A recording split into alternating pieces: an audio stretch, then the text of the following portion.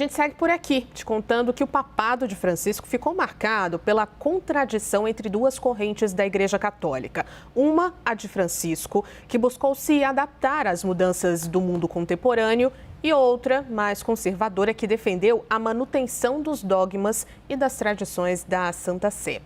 E para ajudar a gente a entender esses 12 anos em que Francisco esteve à frente da igreja, vamos receber agora o padre Eudécio Ottaviani, que é professor associado da PUC de São Paulo e reitor da Unifai.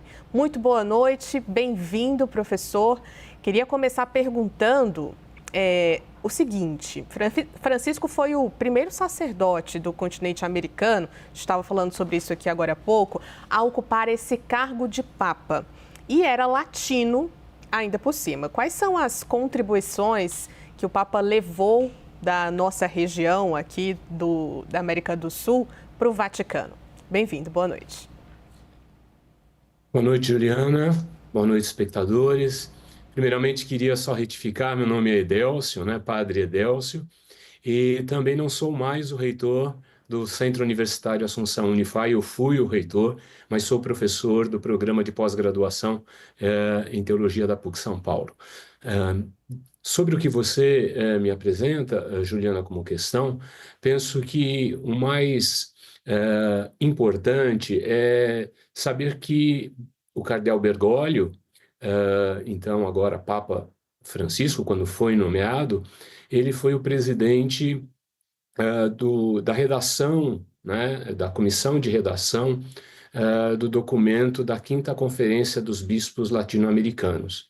Então, ele tinha já uma prerrogativa dos elementos fundamentais para a evangelização nos anos vindouros. E o mais importante é que o tema dessa conferência é discípulos e missionários de Jesus Cristo.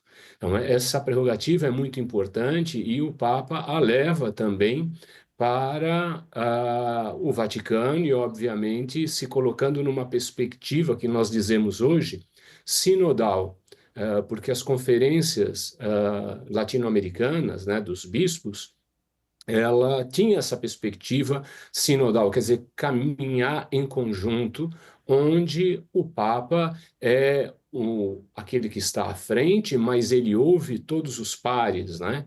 Tanto é que no início do seu pontificado, ao aparecer no balcão do Vaticano, ele se apresentou como bispo de Roma, né? E falou para aqueles que estavam ali na Praça São Pedro. Penso que esses elementos serão trazidos e colocados na primeira exortação apostólica que ele redige em 2013, que é a chamada Alegria do Evangelho, em latim Evangelii Gaudium.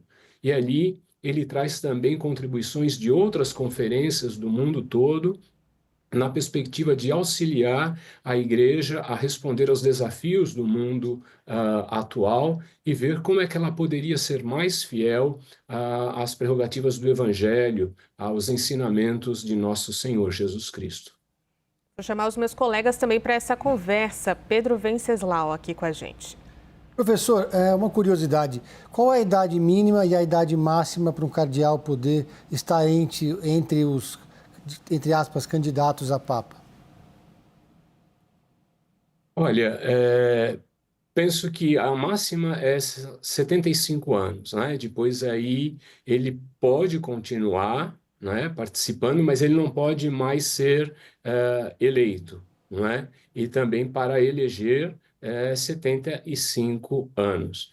Agora, para ser nomeado ao colégio cardinalício, em primeiro lugar, ele precisa já ser nomeado bispo de uma diocese. Isso mais ou menos o que a gente tem como algo normal. É óbvio que o Papa pode, em tese, nominar a um diácono, alguém do povo de Deus como cardeal, como aquele que elege o Papa. Mas o que é comum é que, depois de ser um bispo, um arcebispo de uma igreja, ele possa também receber o título de cardeal.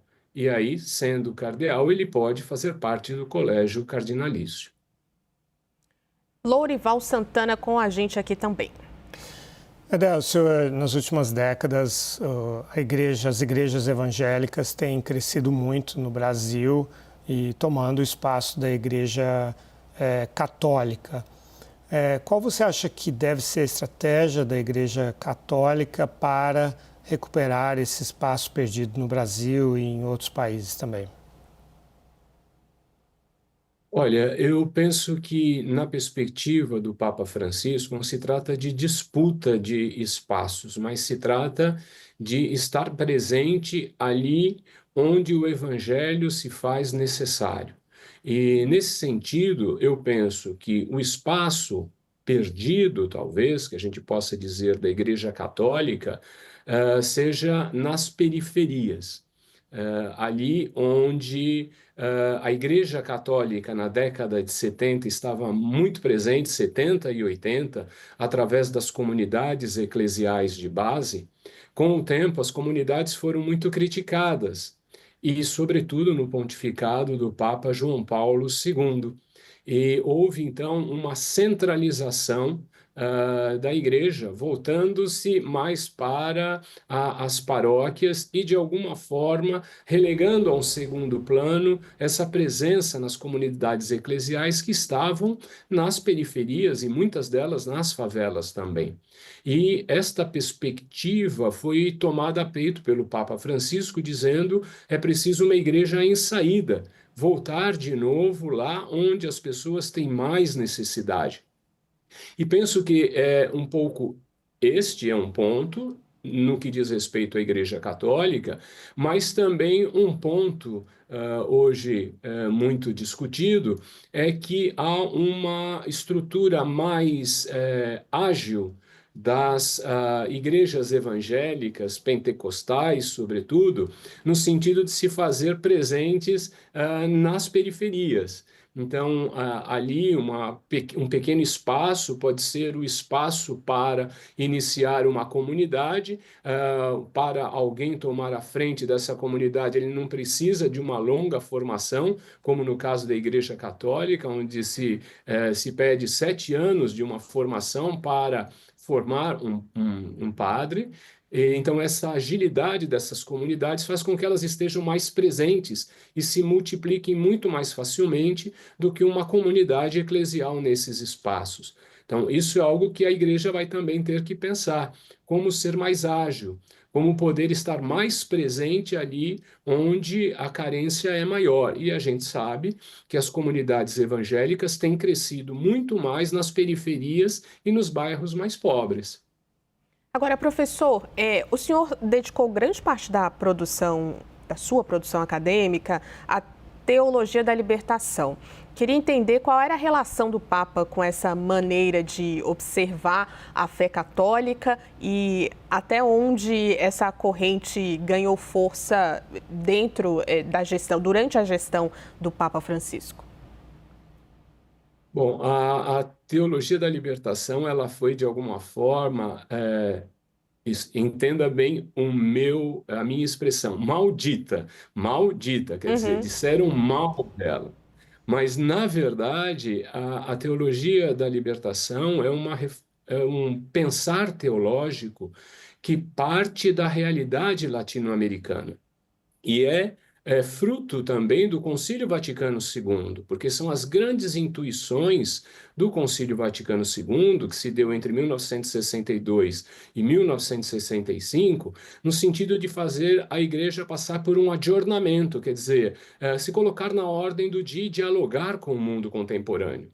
A primeira conferência geral dos bispos latino-americanos ocorreu em Medellín, em 1968. E ali foi a aplicação dessas intuições do concílio numa realidade latino-americana. Então, como levar a boa notícia? Qual é a boa notícia para o povo latino-americano? E a gente sabe que durante a década de 60 e 70, muitos países passaram a estar sob ditaduras militares, com violação dos direitos humanos.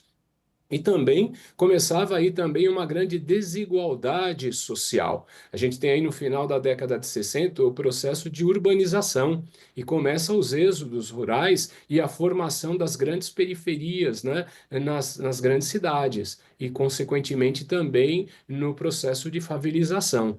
E qual é a boa notícia para essas pessoas? Então, a teologia da libertação é justamente ir ao encontro dessa realidade e fazer daqueles que recebem a mensagem do Evangelho não pessoas passivas que recebem a mensagem, mas sujeitos ativos que se sentem também comprometidos com a construção de uma sociedade mais justa e fraterna, porque isso está na base do Evangelho. Então, a teologia da libertação se constrói dessa forma. A vertente que ela toma na Argentina é um pouco diferente da vertente que ela toma no Brasil. Na Argentina, vai se dar um grande peso à questão da cultura. E, sobretudo, valorizar a espiritualidade na história do povo latino-americano. Então, o Papa Francisco é alguém que trabalha muito com esta piedade popular, toda a devoção que ele tem à Nossa Senhora, e tanto que ele pediu para ser enterrado na Basílica de Santa Maria Maior, né, em Roma.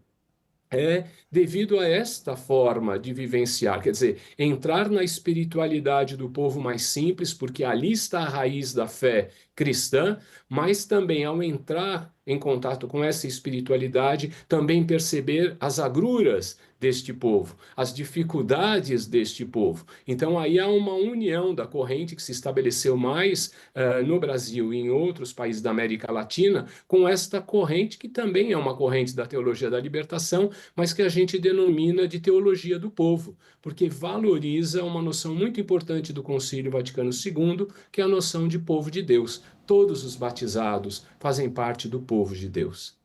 Pedro Venceslau. Não sei se... Claro, Professor, foi ótimo. E do outro lado, né, durante o pontificado de Francisco, a corrente, por exemplo, mais conservadora, Opus Dei, por exemplo, elas perderam força dentro da Igreja Católica. Qual que é a influência, por exemplo, da Opus Dei e de outras linhas mais conservadoras dentro da Igreja hoje? Bom, esse é um caso para ser discutido, problemas muitas vezes internos e de perspectiva da própria estrutura eclesial. O que vocês me disseram que, baseado no meu currículo, que eu sou da parte formado pela teologia da libertação, o que é verdade. Na prerrogativa da Opus Dei, o que se constata é uma preocupação em evangelizar as elites, para que estas elites evangelizadas possam ir ao encontro também das necessidades dos mais pobres. Na nossa perspectiva, e aqui há uma certa também divergência na perspectiva pastoral, não é uma opção exclusiva pelos pobres, mas é que, estando junto dos pobres, a gente percebe quais são as necessidades reais da condição da maior parte da população. E como é que nós podemos efetivamente pensar a constituição de uma sociedade mais justa e mais fraterna? Quando você está muito próximo somente de uma elite, você acaba olhando de alguma forma pelo olhar desta elite e não das necessidades efetivas onde os pobres se encontram e quais são efetivamente as necessidades deles. Então, a teologia da libertação pede, na verdade, uma mudança de lugar, que a gente coloque os pés na realidade mais difícil e dialogue com os outros para construir uma sociedade mais fraterna e mais justa, de igualdade social ou de justiça social. Nós conversamos com o padre e professor da PUC de São Paulo, Edélcio Ottaviani. Muito obrigada pela participação do senhor por aqui. Sou eu que agradeço, muito obrigado a todos. Uma boa noite. Boa noite.